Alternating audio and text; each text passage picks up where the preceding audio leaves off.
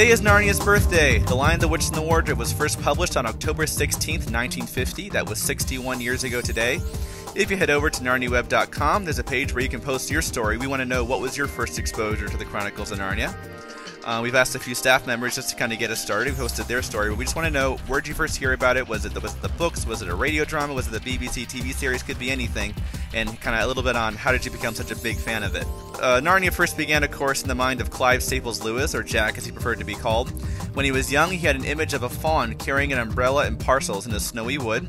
Little did he know that would become such an iconic image. During World War II, C.S. Lewis himself did take in children. One of those children was a girl named Jill Fluitt, who he ended up modeling the character of Lucy after. In the late 40s, C.S. Lewis was in very poor health, had to be hospitalized for a while, and during that time began having nightmares about lions. One in particular he talked about.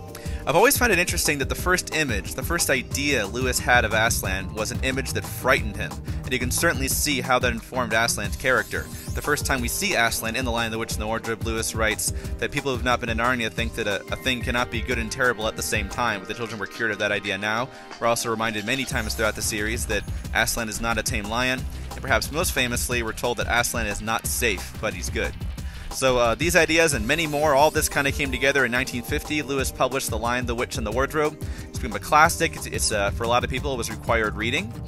And it's been read and reread by millions of fans, been translated into many languages, and of course it's been adapted into many different mediums. In 1967, just a few years after Lewis's death, a TV series was produced that was aired on ITV. Unfortunately, very little of that has survived today. 1979, there was an animated version. There were actually two versions of this one made, one of which they had American accents. Perhaps most famously, in 1988, BBC produced a TV series. They adapted the first 4 books, and they also began producing radio dramas as well. Beginning in 1999, Focus on the Family adapted all 7 books into radio dramas. Each story begins with a short introduction by Douglas Gresham. And finally, that brings us up to 2005, where Walden Media adapted The Lion, the Witch, and the Wardrobe into a feature film. It was directed by Andrew Adamson.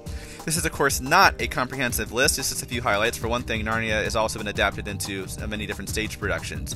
But it's been 61 years, and I'm sure the legacy of Narnia is just beginning. This is only the beginning of the adventures of Narnia, further up and further in.